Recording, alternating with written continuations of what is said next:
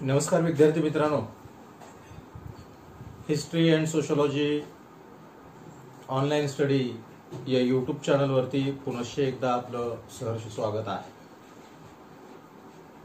आपलं हे जे history and sociology online study हे जे चॅनल आहे, ह्या चॅनलला आपण सर्वांनी लाईक करावं, सबस्क्राईब करावं आणि शेअर करावं। आणि मला वाटतं हे सर्व तुम्ही जर करत असाल तर विद्यार्थी मित्रांनो, आपण परत आपल्या अभ्यासक्रमाकडे येऊया। आपण 11वीच्या समाजशास्त्रामध्ये 2 प्रकरणं संपवली होती। पहिलं आपण पाहिलं समाजशास्त्राचा परिचय आणि त्यानंतर आपण दुसरं पाहिलं समाजशास्त्रज्ञांचे योगदान। यामध्ये मग पाश्चात्य समाजशास्त्रज्ञ आणि भारतीय समाजशास्त्रज्ञ असे दोन्ही समाजशास्त्रज्ञ आपण अभ्यासले। आज आपण या ठिकाणी तिसऱ्या प्रकरणामध्ये प्रवेश करतोय 11वी समाजशास्त्रामध्ये, आणि या तिसऱ्या प्रकरणाचं नाव आहे समाजशास्त्रातील मूलभूत संकल्पना। समाजशास्त्रातील मूलभूत संकल्पना।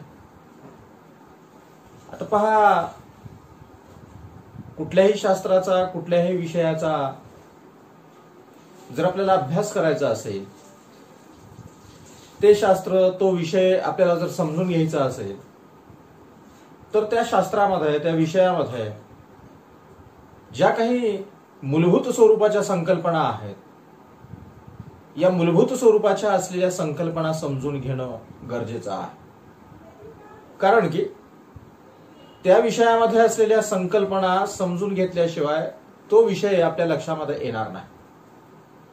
आणि त्यामुळं मग समाजशास्त्र आणि समाजशास्त्र हा विषय आपल्याला समजून जर घ्यायचा असेल, तर त्यासाठी समाजशास्त्रामध्ये ज्या काही मूलभूत संकल्पना आहेत, या मूलभूत संकल्पना या ठिकाणी समजून घेणं गरजेचं आहे। आता पहा, समाजशास्त्र म्हणजे काय, समाजशास्त्राचा जनक, या सर्व बाबी आपण पाहिल्या। आता पहा, समाजशास्त्र काय करतो, तर समाजातील प्रत्येक सामाजिक घटनांचा अभ्यास करण्याचं काम समाजशास्त्र करतो। समाजामध्ये ज्या काही सामाजिक घटना घडत आहेत, या सामाजिक घटनांचा अभ्यास करत असल्यानं समाजशास्त्र हे एक गुंतागुंतीचं शास्त्र मानलं जातं। कारण की ते सामाजिक घटनांचा अभ्यास करण्याचं काम करतं। आता या ज्या काही संकल्पना समाजशास्त्रामध्ये निर्माण झालेल्या आहेत, या समाजशास्त्रामध्ये असलेल्या संकल्पना जर आपण पाहिल्या तर त्या अमूर्त स्वरूपाच्या आहेत। या अमूर्त आहेत आणि अमूर्त असल्यामुळं या संकल्पना समजण्यास अवघड जातात। कारण की त्या अमूर्त आहेत, त्या डोळ्याला दिसत नाहीत आणि त्यामुळेच त्या समजण्यासाठी अवघड जात आहेत। उदाहरण जर आपण पाहिलं तर मग समाज असेल, समुदाय असेल, कुटुंब असेल, आंतरक्रिया असेल, संघर्ष असेल, संस्कृती असेल, वर्ग असेल, भेदभाव असेल, संरचना असेल, समूह असतील, दर्जा असेल, भूमिका असेल, या सर्व समाजशास्त्रामध्ये असलेल्या संकल्पना आहेत आणि या सर्वच अमूर्त स्वरूपाच्या आहेत। मग अशा या ज्या काही संकल्पना या समाजशास्त्रामध्ये आहेत, याचा अभ्यास आपल्याला या तिसऱ्या प्रकरणामध्ये समाजशास्त्रातील मूलभूत संकल्पनेमध्ये आपल्याला करायचा आहे। चला मग विद्यार्थी मित्रांनो, एक एक करून आपण या ठिकाणी असलेल्या संकल्पना आपण अभ्यासूया। यामधली पहिली संकल्पना आहे ती आहे समाज। आता आपण प्रत्येक जण समाजामध्ये राहतोय। मानव म्हटला की कुठला का मानव असेना, हा मानव कुठल्या ना कुठल्या तरी समाजाचा तो अविभाज्य स्वरूपाचा भाग असतो। कुठल्या ना कुठल्या तरी समाजाचा तो घटक या ठिकाणी असतो। आता पहा, अरिस्टॉटलचं एक मत आपल्याला अभ्यासावं लागतं, ते आहे मनुष्य हा एक सामाजिक प्राणी आहे। माणूस हा सोशल ॲनिमल आहे। तो सामाजिक प्राणी आहे. आणि असा हा मानव सामाजिक प्राणी असल्यामुळं तो समाजाशिवाय राहू शकत नाही. म्हणजे समूह करून राहणं ही आपली सहज प्रवृत्ती आहे. आपण एकटं राहू शकत नाही. इतर प्राणी जर आपण पाहिले तर इतर प्राणी एकटे राहू शकतात. आपण घरामध्ये कुत्रा एक पाळतो, अनेक पाळत नाही. तो एकटा राहतो. माणूस तसा एकटा राहू शकतो का? तर माणूस तसा एकटा राहू शकत नाही, कारण की मनुष्य हा सामाजिक प्राणी आहे. तो समाजाशिवाय राहू शकत नाही. तो समूहामध्येच आपलं जीवन या ठिकाणी व्यतीत करतो. आता तो समाजाशिवाय राहू शकत नाही. समूह करून राहणं ही त्याची सहज प्रवृत्ती आहे. मानवाच्या मूलभूत आणि अगदी आवश्यक स्वरूपाच्या काही गरजा आहेत. त्या गरजांची परिपूर्तता या ठिकाणी होणं गरजेचं आहे, ज्या केवळ संघटनाच्या ठराविक साच्यामध्ये आणि चौकटीमध्ये राहूनच भागू शकतात. म्हणजे मनुष्याच्या ज्या काही गरजा आहेत, या गरजांची परिपूर्तता जर करायची असेल तर त्याला एकटं राहून भागत नाही, तर त्याला चार चौघामध्येच राहावं लागतं, त्याला समूहामध्येच राहावं लागतं. म्हणजे संघटनाच्या ठराविक साच्यामध्ये राहून, चौकटीमध्ये राहूनच मानवाच्या गरजा या ठिकाणी भागू शकतात. आता मानवी जीवन जर आपण पाहिलं तर उत्क्रांतीच्या काळापासून मानवानं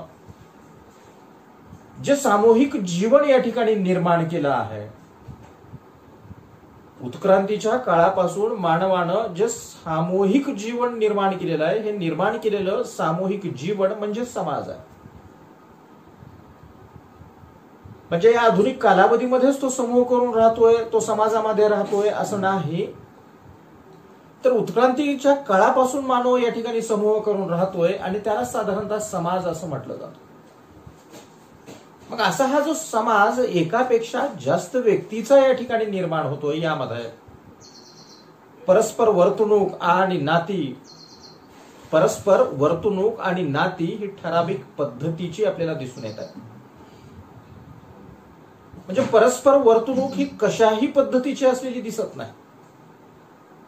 म्हणजे व्यक्ती व्यक्तीमधील सामाजिक संबंध या ठिकाणी निर्माण होतात आणि व्यक्ती व्यक्तीमध्ये या ठिकाणी जे सामाजिक संबंध निर्माण होत आहेत त्यालाच या ठिकाणी समाज असं म्हटलं जातं. म्हणजे संबंधाची एक निश्चित अशी व्यवस्था या समाजामध्ये निर्माण झालेली दिसते. आणि त्यामुळे मग समाजशास्त्रामध्ये समाज ही एक मूलभूत स्वरूपाची संकल्पना आहे. समाज हा शब्द सोशियस या लॅटिन शब्दापासून बनलेला आहे. सोशियस या लॅटिन शब्दापासून बनलेला आहे, ज्याचा की अर्थ सहयोगी म्हणा, सोबती म्हणा, मैत्री म्हणा असं आपल्याला सांगता येतो. तर जॉर्ज सिमेल यांचं चित्रण जर आपण पाहिलं तर त्यांनी सोशॅबिलिटीला या ठिकाणी महत्व दिलेलं आहे. जॉर्ज सिमेल सोशॅबिलिटीला त्यांनी महत्व दिलेलं आहे. त्याचाही अर्थ या ठिकाणी सोबत किंवा समूहात राहणं असा आता या ठिकाणी होतो. तर समाज ही संकल्पना जर आपण पाहिली तर समाज या संकल्पनेची व्याप्ती या ठिकाणी मोठी आहे. समाज हा शब्द प्रयोग जर आपण पाहिला तर तो आपल्या माहितीचा, दररोजच्या आपण जीवनामध्ये समाज ही संकल्पना हा शब्द आपण सततच वापरत असतो. सहजपणे आपल्या दररोजच्या जीवनामध्ये, व्यवहारामध्ये आपण समाज ही संकल्पना वापरतोय. आता दररोजच्या जीवनामध्ये जी समाज संकल्पना आपण वापरतोय, यामध्ये आपल्याला उदाहरण सांगता येतं. आर्य समाज आहे, आदिवासी समाज आहे, महिला समाज आहे, सहकारी समाज आहे, औद्योगिक समाज आहे. या प्रकारचे सहज आपण समाजाचे शब्द या ठिकाणी वापरतो. आता पहा, समाजशास्त्र हे समाजाचं शास्त्र आहे. समाजामध्ये बहुतेक वेळा समाज हा शब्द जो वापरला जातोय, यामध्ये मंडळ असेल, संघटन असेल, समूह असेल, मंडळ असेल, संघटन असेल, समूह असेल, यासाठीही या ठिकाणी समाज हा शब्द वापरला जातो. उदाहरणामध्ये पीपल्स एज्युकेशन सोसायटी आहे, डेक्कन एज्युकेशन सोसायटी आहे, आयडियल हाऊसिंग सोसायटी आहे. याप्रमाणे समाजाचा वापर आपल्याला समाजामध्ये विविध शब्दप्रयोगाच्या आधारे या ठिकाणी होत असलेला आपल्याला दिसतोय. मात्र अशा प्रकारचा समाजाचा अर्थ समाजशास्त्र ग्राह्य धरत नाही. तर समाजशास्त्रामध्ये समाज ही जी संज्ञा वापरली जाते, ही जी संकल्पना वापरली जाते, त्याला विशिष्ट अर्थ आहे. हा शब्द वापरण्यामागे विशिष्ट वैज्ञानिक विचार आहे. ज्याप्रमाणे भौतिकशास्त्रामध्ये काही संज्ञा आणि संकल्पना वापरल्या जातात, त्याप्रमाणे समाजशास्त्रामध्येही काही संज्ञा आणि संकल्पना वापरल्या जातात. त्यापैकीच एक म्हणजे समाज ही संकल्पना आहे. मग समाज म्हणायचं कशाला? ढोबळमानानं आपण पाहिलं समाज म्हणजे काय, तर सामाजिक संबंधाची व्यवस्था म्हणजे समाज असं म्हटलं जातं. हे ढोबळमानानं झालं. सामाजिक संबंधाची व्यवस्था म्हणजे समाज. परंतु शास्त्रीय दृष्टिकोनातून जर आपण विचार केला तर यामध्ये ऑक्सफर्ड डिक्शनरी जर आपण पाहिली तर ऑक्सफर्ड डिक्शनरीमध्ये समाजाची व्याख्या या ठिकाणी करण्याचा प्रयत्न केलेला आहे. पहा ही ऑक्सफर्ड डिक्शनरी काय म्हणते. कमी जास्त प्रमाणामध्ये समूहामध्ये राहणाऱ्या एकत्रित लोकांचा समूह म्हणजे समाज. आता पहा याचं प्रमाण त्यांनी सांगितलं नाही. कमीही असू शकेल आणि जास्तही असू शकेल. कमी जास्त प्रमाणामध्ये समूहामध्ये राहणाऱ्या एकत्रित लोकांचा समूह. समूह म्हटलं की एकापेक्षा जास्त आले. एकापेक्षा जास्त लोक एकत्रित राहतात, त्याला साधारणतः ऑक्सफर्ड डिक्शनरीने सांगितलं की त्याला समूह असं म्हणावं. आता पहा एकत्रित राहत आहेत, एकापेक्षा जास्त लोक एकत्रित राहत आहेत आणि त्यांच्या या लोकांमध्ये मग सामाजिक संबंध प्रस्थापित होत आहेत. म्हणजे सामाजिक संबंध हा समाजाचा महत्वाचा घटक आहे. ते एकत्रित राहत आहेत म्हणजे त्यांच्यामध्ये आंतरक्रिया निर्माण होत आहेत, त्यांच्यामध्ये संबंध या ठिकाणी निर्माण होत आहेत. आणि त्यामुळे समाज म्हणजे सामाजिक संबंधाची व्यवस्था असं म्हटलं जातं. आता पहा अर्थात मानवामधील सर्व संबंध हे सामाजिक असतातच असं नाही. संबंध तर प्रस्थापित होतात, परंतु सर्वच संबंध सामाजिक संबंध असतात अशातला भाग नाही. सामाजिक संबंध अस्तित्वात येण्यासाठी काही निश्चित अटींची पूर्तता करावी लागते. कारण की सगळे संबंध सामाजिक नसतात, तर सामाजिक संबंध प्रस्थापित होण्यासाठी काही निश्चित अशा अटींची पूर्तता या ठिकाणी करावी लागते. म्हणजे सामाजिक संबंध अस्तित्वात येण्यासाठी काही अटी आहेत. यामधली पहिली अट आपल्याला सांगता येते परस्पराची जाणीव असणे. आता पहा सामाजिक संबंध प्रस्थापित होण्यासाठी परस्पराच्या बद्दल या ठिकाणी जाणीव असणं गरजेचं आहे. म्हणजे सामाजिक संबंधामध्ये सहभागी असलेल्या व्यक्तींना परस्पराच्या अस्तित्वाची जाणीव असणं गरजेचं आहे. त्याशिवाय या ठिकाणी सामाजिक संबंध प्रस्थापित होऊ शकत नाही. सामाजिक संबंधामध्ये क्रिया आणि प्रतिक्रिया या ठिकाणी महत्वाच्या आहेत. आणि सामाजिक संबंधामध्ये मग क्रिया आणि प्रतिक्रिया महत्वाच्या आहेत, म्हणजे परस्पराची जाणीव या ठिकाणी असणं महत्वाचं आहे. यामधली जाणीव जर एकमेकांना असेल तरच क्रिया आणि प्रतिक्रिया या ठिकाणी निर्माण होऊ शकते. यासाठी एकमेकाच्या अस्तित्वाची जाणीव असणं गरजेचं आहे. आणि अशी ही एकमेकाच्या अस्तित्वाची जाणीव जर निर्माण झाली तरच त्यामधून सामाजिक संबंध या ठिकाणी प्रस्थापित होऊ शकतात. दुसरी अट आहे परस्परामध्ये देवाणघेवाण आवश्यक आहे. आता परस्परामध्ये देवाणघेवाण यासाठी कमीत कमी 2 व्यक्तींची आवश्यकता असते.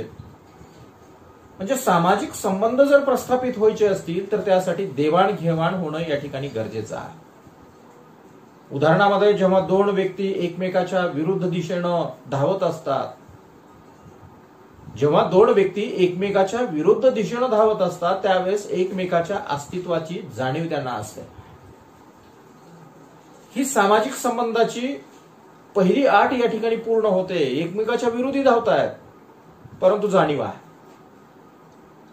एका बाजूला नाही येते, परस्पर विरोधी धावतायत, तरी एकमेकाच्या अस्तित्वाची जाणीव आहे. म्हणजे सामाजिक संबंधाची ही पहिली अट या ठिकाणी पूर्ण करतायत. पण जेव्हा एक व्यक्ती दुसऱ्या व्यक्तीला नमस्कार करतो, त्यावेळेस दुसरा व्यक्तीही प्रति नमस्कार करतो. किंवा उदाहरण आणखीन आपल्याला सांगता येतं, आपण जर रस्त्याने चालत निघालो, आपल्याला ओळखीचा व्यक्ती जर विरुद्ध दिशेने येत असलेला दिसला, तर आपण त्याच्याकडे बघून स्मित हास्य करतो. आपण त्याच्याकडे बघून स्मित हास्य केलं, तो आपल्याला रागावतो का मग? तर नाही, तो सुद्धा आपल्याकडे बघून स्मित हास्य करतोय. या ठिकाणी नमस्कारानंतर प्रतिनमस्कार, स्मित हास्यानंतर स्मित हास्य, ही आंतरक्रिया जी आहे, ही आंतरक्रिया म्हणजे सामाजिक संबंधाची दुसरी अट पूर्ण करणं आहे. म्हणजे हे जे सामाजिक संबंध आहेत, हे सामाजिक संबंध सहकार्याचेही असू शकतात. सामाजिक संबंध सहकार्य आणि संघर्ष या दोन प्रकारचे या ठिकाणी असू शकतात असं आपल्याला म्हणता येतं. म्हणजे सामाजिक संबंध प्रस्थापित होण्यासाठी या दोन अटींची पूर्तता होणं या ठिकाणी गरजेचं असलेलं दिसतं. त्यानंतर विद्यार्थ्यांना आपण पुढचा भाग पाहूया, समाजाची वैशिष्ट्ये, जी की मॅक आयव्हर यांनी सांगितलेली आहे. आता पहा, एक एक करून आपण अभ्यासूया. समाजाची वैशिष्ट्ये मॅक आयव्हर यांनी काय सांगितलेली आहेत. पहिला आहे समाजात असलेली साम्य. तर पहा, समाजामध्ये आपल्याला साम्य दिसून येत आहे. व्यक्ती व्यक्तीमधील साम्य हा समाजाचा एक आवश्यक घटक आहे. आता समाजामध्ये लोक जे समूह करून राहत आहेत, या लोकांच्या गरजा असतील, ध्येय असतील, कल्पना असतील, मूल्य असतील, जीवनाकडे पाहण्याचा दृष्टिकोन असेल, आशा असतील, आकांक्षा असतील, या बाबतीमध्ये आपल्याला समानता दिसते, यामध्ये आपल्याला साम्य असतं. आणि त्यामुळेच मॅक आयव्हर यांनी सांगितलं की समाज म्हणजे साधर्म्य, असं त्यांनी म्हटलं. समाज म्हणजे साधर्म्य, म्हणजे सारखेपणा आपल्याला दिसतो. शारीरिक आणि मानसिक दृष्ट्या साधर्म्य असल्याशिवाय समाज निर्माण होणं शक्य नाही. शारीरिक आणि मानसिक दृष्टिकोनातून सारखेपणा असल्याशिवाय, साधर्म्य असल्याशिवाय समाज निर्माण होणं शक्य नाही. पहा, शारीरिक गुणवैशिष्ट्ये ही सारखी आहेत, मानसिक गुणवैशिष्ट्ये ही या ठिकाणी सारखी आहेत. आणि त्यामुळेच आपण सर्व एक आहोत, आपण सर्व मानव जातीचे आहोत, ही जाणीव यामधून निर्माण होते, या साम्यामधून. उदाहरणामध्ये मग सर्व मानव वंशाचे आपण आहोत, एकाच देवावर आपण विश्वास ठेवतोय, समाजामध्ये निर्माण झालेल्या एकाच आचारसंहितेचं आपण या ठिकाणी पालन करतोय, एकच बोलीभाषा अथवा भाषा आपण बोलतोय, एकसारख्याच कुटुंबामध्ये आपण राहतोय, आणि सगळ्याच्या समान स्वरूपाच्या मूलभूत गरजा आहेत. अन्न असेल, वस्त्र असेल, निवारा असेल, अथवा आधुनिक कालावधीमध्ये आणखीन दोन गरजा, आरोग्य आणि शिक्षण असेल. या सर्वांच्या समान स्वरूपाच्या मूलभूत गरजा या ठिकाणी असलेल्या दिसत आहेत. म्हणजे समाजामध्ये असलेले आपल्याला साम्य या ठिकाणी सांगता येतं. म्हणजे हे पहिली वैशिष्ट्य. दुसरं आपल्याला सांगता येतं सामाजिक भिन्नता. आता पहा, ज्यावेळेस समाज आकाराला येतोय त्यावेळेस समाजामध्ये आपल्याला भिन्नता अथवा वेगळेपणही या ठिकाणी पाहावयास सापडतं. ज्याप्रमाणे समाज हा साम्यावर आधारलेला आहे, त्याप्रमाणे समाज हा भिन्नतेवर सुद्धा आधारलेला आहे. भिन्नता हा सशक्त समाजाचा महत्वाचा घटक आहे. भिन्नता हा सशक्त समाजाचा महत्वाचा घटक आहे. कारण की समाज म्हटलं की अनेक माणसं आली, आणि अनेक माणसं म्हटले की वेगवेगळ्या स्वरूपाच्या गरजा या ठिकाणी आल्या. आणि मग समाजामध्ये या ज्या वेगवेगळ्या स्वरूपाच्या गरजा या ठिकाणी आहेत, या वेगवेगळ्या स्वरूपाच्या गरजा जर भागवायच्या असतील तर त्यासाठी विविध प्रकारच्या व्यक्तिमत्वांची आवश्यकता असते. ज्या वेगवेगळ्या गरजा आपल्याला भागवायच्या आहेत त्यासाठी वेगवेगळ्या व्यक्तिमत्वाच्या व्यक्तींची आवश्यकता या ठिकाणी असते. उदाहरण, मग लिंग आहे, वय आहे, शारीरिक क्षमता आहे, बौद्धिक क्षमता आहे, व्यक्तिमत्व आहे, भौतिक वस्तू आहेत, संपत्तीवरील मालकी आहे, या सगळ्यावर आधारित भिन्नता या ठिकाणी आपल्याला पाहावयास सापडते, वेगळेपण आपल्याला पाहावयास सापडतं. आणि अशा या भिन्नतेमधून, अशा या वेगळेपणामधून ही समाजाच्या गरजांची परिपूर्तता होत असलेली आपल्याला दिसते. अशी भिन्नता जर नसेल समाजात, तर समाजाच्या गरजा, व्यक्तीच्या सर्व गरजांची पूर्तता होऊ शकत नाही. आणि त्यासाठी अशी भिन्नता ही या ठिकाणी आवश्यक असलेली दिसते. तिसरं आहे परस्परावलंबित्व. परस्पर अवलंबित्व. आता पहा, समाजातील कुठलाही व्यक्ती या ठिकाणी परिपूर्ण नाही अथवा स्वावलंबी नाही. म्हणजे एक व्यक्ती हा दुसऱ्या व्यक्तीवरती अवलंबून आहे. एक व्यक्ती दुसऱ्या व्यक्तीच्या गरजा भागवण्यासाठी या ठिकाणी प्रयत्न करत असतोय, किंवा एक व्यक्ती स्वतःची गरज भागवण्यासाठी दुसऱ्यावरती या ठिकाणी अवलंबून आहे. मग एक समूह आहे, एक राष्ट्र आहे, एक समुदाय आहे, हा स्वतःच्या विकासासाठी इतरावरती अवलंबून आहे. एक समूह दुसऱ्या समूहावरती, एक समुदाय दुसऱ्या समुदायावरती, एक राष्ट्र दुसऱ्या राष्ट्रावरती स्वतःचा विकास करण्यासाठी या ठिकाणी अवलंबून आहे. हे जे परस्पर अवलंबित्व या ठिकाणी आहे, हे परस्पर अवलंबित्व आपल्याला कुटुंबामध्येही दिसून येतं. विद्यार्थी मित्रांनो, तुम्हीही कुटुंबाचे सदस्य आहात. आता पहा, कुटुंबामध्ये आई असेल, वडील असतील, भाऊ असेल, बहीण असेल, आजी असेल, आजोबा असेल, चुलता असेल, चुलती असेल, हे बघा सगळेच एकमेकाच्या गरजा या ठिकाणी पूर्ण करण्याचा प्रयत्न करत असतायत. कुटुंबातील एक सदस्य त्याची गरज पूर्ण करतो, तर कुटुंबातील दुसरा सदस्य त्याची गरज पूर्ण करतो. परस्पर अवलंबित्व आपण म्हणूया. विशेषतः विद्यार्थ्यांना तर झोपीतून सुद्धा उठवावं लागतं की उठ बाबा, आता क्लास आहे तुझा. म्हणजे कुटुंबामध्ये सुद्धा परस्पर अवलंबित्व या ठिकाणी असलेलं आपल्याला दिसून येतं. म्हणजे समाजामध्ये विविध प्रकारच्या सामाजिक संबंध आणि समाजाच्या अस्तित्वासाठी या सर्व बाबी या ठिकाणी आवश्यक असलेल्या दिसत आहेत. म्हणजे परस्पर अवलंबित्व या ठिकाणी आहे असं आपल्याला म्हणता येईल. चौथं वैशिष्ट्य आपल्याला सांगता येतं ते आहे सहकार्य. आता पहा, सहकार्य हा भाग जर आपण पाहिला तर गिसबर्डच्या मते सहकार्य ही सामाजिक जीवनाची प्राथमिक प्रक्रिया आहे. गिसबर्ड, सहकार्य ही सामाजिक जीवनाची प्राथमिक प्रक्रिया आहे. सहकार्याशिवाय समाजाचं अस्तित्व या ठिकाणी शक्य नाही. एकमेकांना सहकार्य केल्याशिवाय समाजाचं अस्तित्व टिकणार नाही, राहणार नाही. मग हे जे सहकार्य समाजामध्ये आपल्याला एकमेकांमध्ये, लोकांमध्ये आपल्याला पाहावयास सापडतं, हे सहकार्य प्रत्यक्षही असू शकतं आणि ते अप्रत्यक्षही असू शकतं. प्रत्यक्ष स्वरूपाचं सहकार्य अथवा अप्रत्यक्ष स्वरूपाचं सहकार्य, आणि यामधून एकमेकांच्या गरजांची परिपूर्तता या ठिकाणी होते. आणि त्यामुळेच व्यक्ती टिकून आहे, त्यामुळे समूह टिकून आहे, त्यामुळे समाज टिकून आहे, त्यामुळेच मानवी वंश या ठिकाणी टिकून आहे. म्हणजे एकमेकांना सहकार्य केल्याशिवाय एकमेकाच्या गरजा या ठिकाणी पूर्ण होणार नाहीत, आणि त्याशिवाय मानव या ठिकाणी त्याचं अस्तित्व अबाधित राहणार नाही. म्हणजे सहकार्य हेही एक प्रमुख गुणवैशिष्ट्य आपल्याला समाजाचं दिसतं. पाचवं आहे नियमनात्मकता. आता पहा, नियमनात्मकता, लोकांचं जे समाजातलं वर्तन आहे, हे वर्तन समाज यंत्रणेकडून मूल्यांकित केलं जातं किंवा नियंत्रित केलं जातं.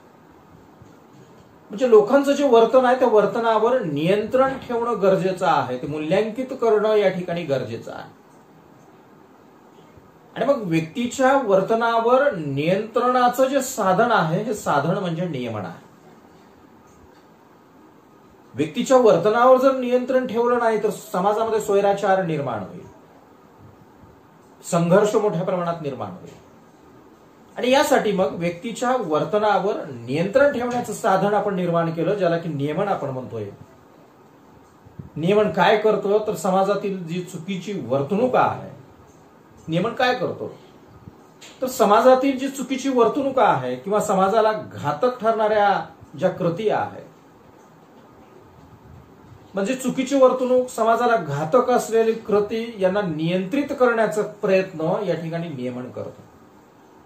म्हणजे व्यक्तीवरती नियंत्रण ठेवण्याचं काम ते करतं. नियमने ही समाजाला संरक्षित करत असतात किंवा समाजाला संरक्षित करण्याचा प्रयत्न करतायत, त्याचं संरक्षण करण्याचा प्रयत्न करतायत. म्हणजे नियमनामुळं या ठिकाणी समाज अस्तित्वात आहे. माणसं जी वेडीवाकडी वागत नाहीत त्याला कारण नियमनं असलेली आपल्याला दिसत आहे. 6वं आणि शेवटचं वैशिष्ट्य आहे ते आहे गतिशीलता. आता पहा, समाजाची निर्मिती ही मानवापासून झालेली आहे आणि मानव हा गतिशील आहे, तो स्थितिशील नाही. आणि त्यामुळे मग गतिशील मानवाचा समाज सुद्धा या ठिकाणी गतिशील आहे, तो स्थितिशील नाही. म्हणजे मानवही स्थिर नाही आणि समाजही या ठिकाणी स्थिर नाही. तो गतिशील आहे, तो परिवर्तनशील या ठिकाणी आहे. तो गतिशील आणि परिवर्तनशील असल्यामुळं त्यामध्ये सततच बदल घडतोय, सततच परिवर्तन या ठिकाणी घडत असलेलं दिसतं. जुन्या चालीरीती असतील, परंपरा असतील, मूल्य असतील, नियमनं असतील, संस्था असतील, यामध्ये काळ परत्वे, बदल अथवा परिवर्तन आपल्याला दिसून येतं. या सर्व बाबी काल परत्वे या ठिकाणी बदलत असतात आणि त्या ठिकाणी नवीन चालीरीती असतील, परंपरा असतील, मूल्य असतील, नियमने असतील आणि संस्था असतील, या स्थापित होत असतात. बदल आणि परिवर्तन हा निसर्गाचाच नियम आहे आणि मानव तर गतिशील आहे, मानवी समाज तर गतिशील आहे आणि त्यामुळे यामध्येही वारंवार बदल होतोय, परिवर्तन होतोय. काळानुसार बदल आणि परिवर्तन या ठिकाणी होत असलेलं आपल्याला दिसतोय. या पद्धतीने विद्यार्थी मित्रांनो आपल्याला ही 6 वैशिष्ट्येही या ठिकाणी सांगता येतील. म्हणजेच समाज म्हणजे काय, त्यांची व्याख्या आपण बघितली, त्याचबरोबर सामाजिक संबंध अस्तित्वात येण्याच्या अटीही आपण पाहिल्या आणि त्यानंतर मॅक आयव्हर यांनी सांगितलेली समाजाची वैशिष्ट्ये ही या पद्धतीने विद्यार्थी मित्रांनो आपल्याला सांगता येतात.